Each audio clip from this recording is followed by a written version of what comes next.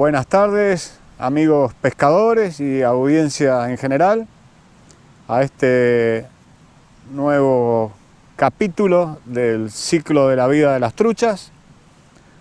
Hoy vamos a hablar un poquito de esta nueva etapa, de esos peces o esas ovas que vimos incubarse, esas larvas que vimos nacer y que hoy ya han eliminado su saco vitelino y son o pasan a ser alevines con todas sus habilidades ya de nado y de dominio horizontal en el movimiento o desplazamiento en el agua. Van a ver enseguida un paneo de cámara de los alevines dentro de un raceway, un estanque de cría de hormigón estructurado de aproximadamente 1 metro de ancho por 50 centímetros de profundidad y 20 metros de largo. Y lo que quiero que presten atención especialmente es a el comportamiento de estos alevines dentro de un estanque. Los movimientos, su sentido de la curiosidad, van a ver que se aproximan a la cámara, se alejan, pero todo de una forma muy sedada, por llamarlo de alguna forma. Pues son peces que han nacido en cautiverio. Y un poco como este es un programa para pescadores y darle un sentido no piscícola, sino de más de interés para los pescadores sobre los alevinos, es hablar un poco de la importancia o la diferencia fundamentalmente entre un alevín nacido y criado en cautiverio y ya desde muy temprana edad el comportamiento que adoptan, y a su vez tenemos ya alevines en el arroyo, en pequeños sectores protegidos del arroyo, que son alevines nacidos en el arroyo en libertad. Básicamente hay que prestar atención a las diferencias de comportamiento entre unos y otros, con peces que recién tienen un mes de haber nacido. Es fundamental para entender por qué se debe cuidar un ambiente y dejar que los peces se generen o prosperen de forma silvestre y no que el hombre intervenga a través de siembras compulsivas. Podríamos decir que incluso aunque genéticamente sean cepas iguales, sean hermanos, por decirlo así, ya las características, el comportamiento, mejor dicho, que toma un alevín dentro de un estanque de cautiverio, como en una piscicultura, y el comportamiento que ya ha adoptado un alevín nacido en el arroyo son completamente distintos.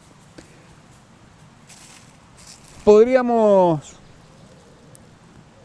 decir que el que nació en el arroyo ya se está preparando para ser un atleta olímpico en cuanto a su agilidad, movimientos, estado de alerta, percepción del ambiente, del espacio que lo rodea, contra un alevín que se siente protegido, se siente cómodo con abundancia de comida y acostumbrado a la vista y a la atención humana, de ser un pez sumamente dócil.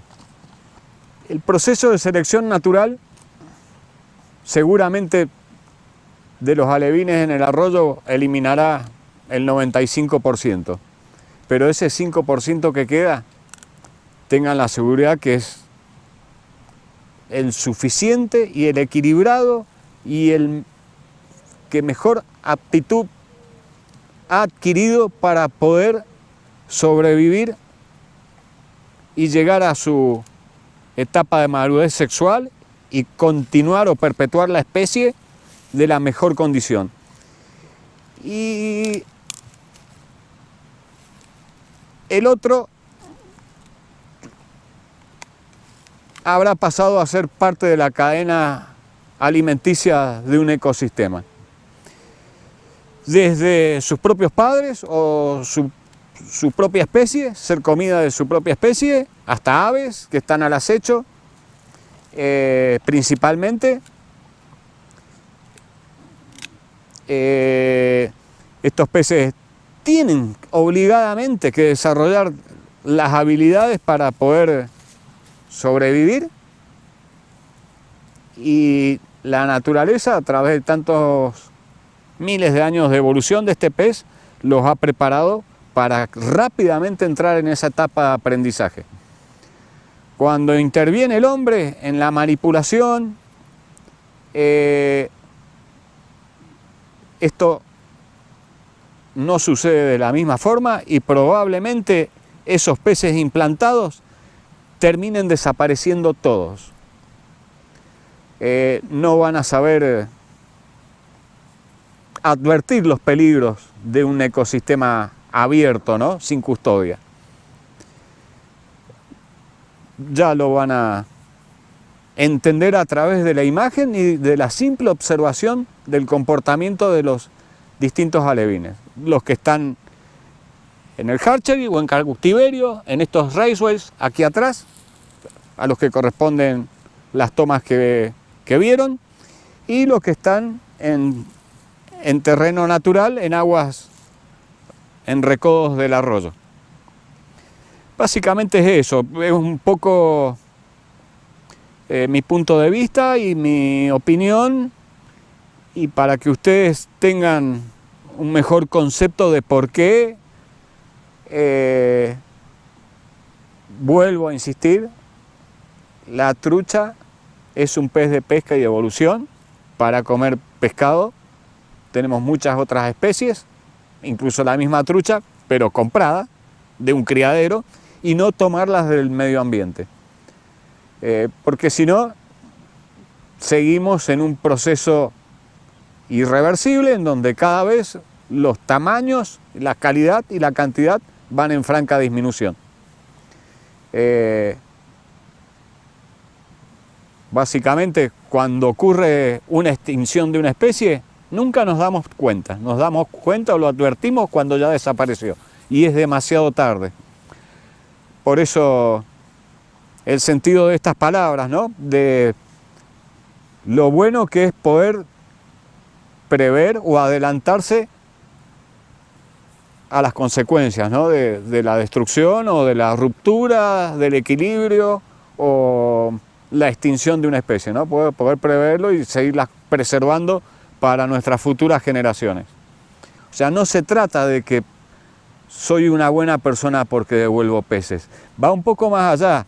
Se trata de que como ser humano y ser racional, comprendo la situación o la diferencia de que estoy devolviendo o conservando por muchísimas más razones que la de un simple sentimiento de lástima o de respeto. Es una cuestión biológica, de conservar algo en la forma que uno mejor lo quiere conservar.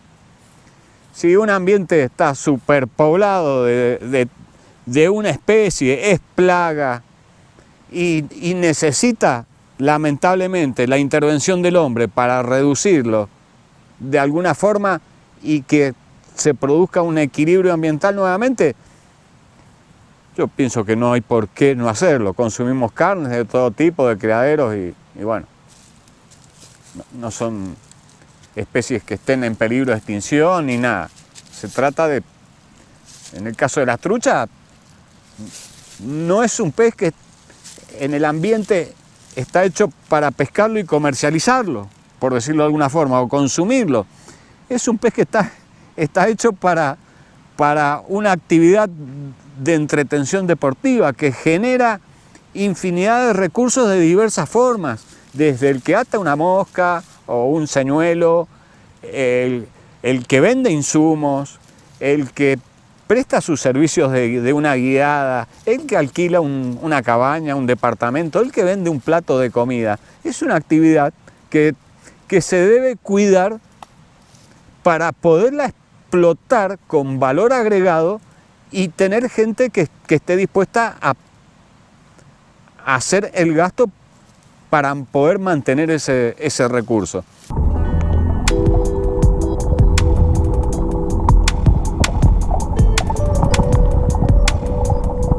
Bueno, un poco para cerrar la conversación anterior con respecto a los alevinos, me había olvidado de mencionar, y que es importante, esa diferencia de comportamiento entre peces de encierro y peces o alevinos del arroyo, es básicamente que automáticamente el comienzo del desarrollo del fenotipo del pez.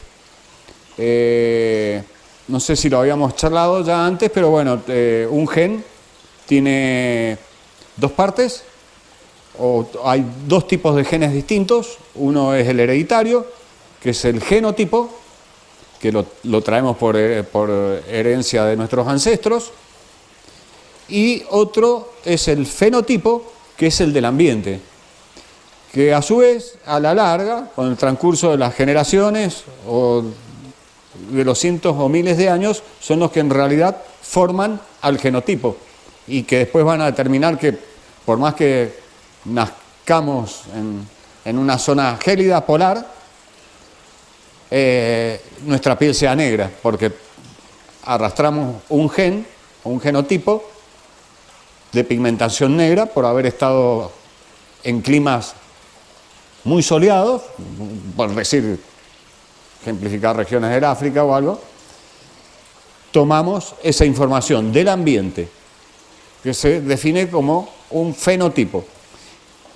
Con las truchas pasa lo mismo. Una trucha en cautiverio desarrolla un fenotipo de un estado que es mucho más vulnerable y menos adaptado al fenotipo de una trucha que nace en un ambiente silvestre y que automáticamente, por una cuestión de supervivencia, tiene que adaptarse rápidamente a su subsistencia, no ser devorado por su propia especie, aves, como dijimos antes, etc. Básicamente quería aclarar eso. Técnicamente, la diferencia entre un pez de criadero y un pez o una trucha del arroyo es la adaptación del fenotipo, porque genéticamente todas vienen igual, o sea, es una especie introducida. Básicamente se trajo, creo que las primeras sangres a la Patagonia se trajeron de Nueva York, de una piscicultura. O sea, todos los peces silvestres o de un ambiente que vemos en Patagonia, Argentina y chilena, vienen de una piscicultura de Estados Unidos. Creo que se hicieron 2 o 3 siembras sucesivas entre el año 1900 y el 1908, a principios del siglo XIX. Obligadamente, por escasez de recursos en el río, en el agua dulce, debe migrar al océano.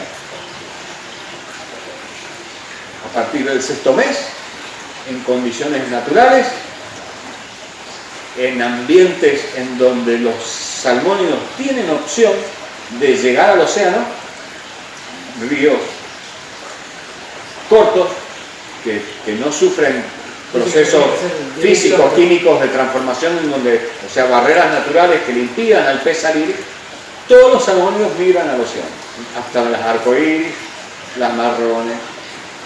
Hay algunas especies que no, las fontinari, esas ya perdieron en sus genes esa información de bajar al océano.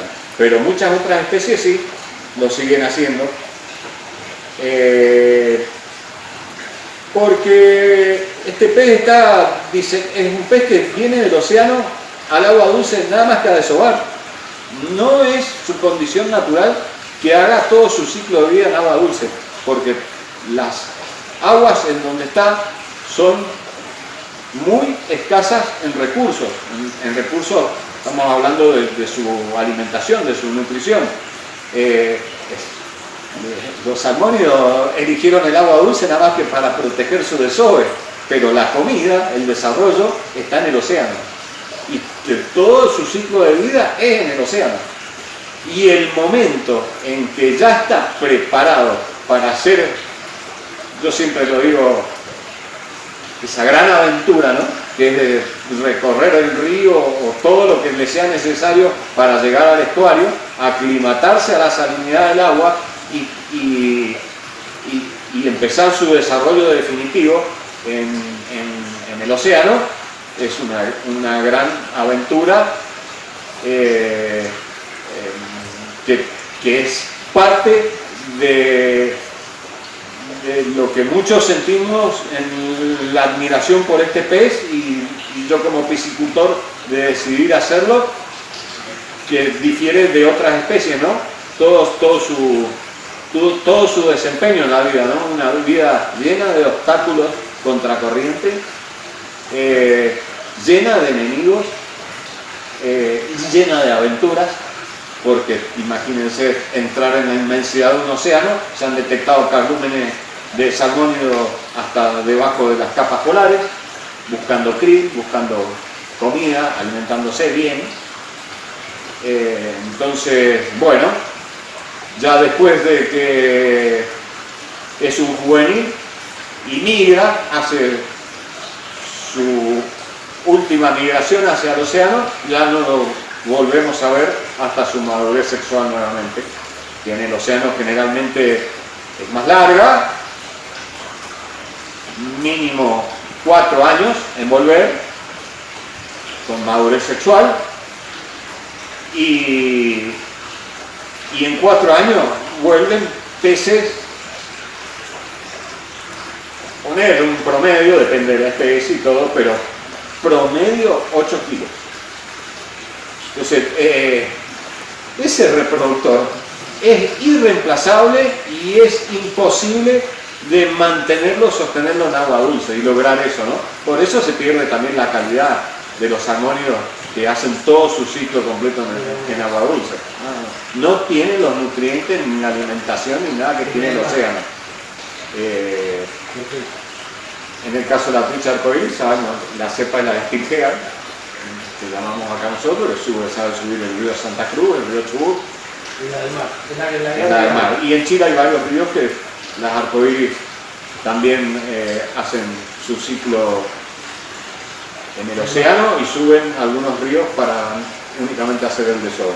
Bueno, el próximo periodo, etapa que nos queda será, nos volveremos a ver a principios de otoño, cuando los alevines ya pasan a ser juveniles y se vuelve a hacer una mudanza en el caso de la piscicultura pasan a estanques con características especiales para su desarrollo, engorde y crecimiento definitivo. Quiero invitarte a que conozcas mi página web. Es www.mauroinc.com. Allí vas a encontrar todo lo relacionado a la pesca con mosca y un montón de artículos interesantes a la hora de salir a pescar. También por visitar la página web y por ser suscriptor de mi canal, vas a poder descargar un ebook de pesca con mosca totalmente gratis. Sí, escuchaste bien, un ebook gratis. Ingresá ahora a www.mauroinc.com.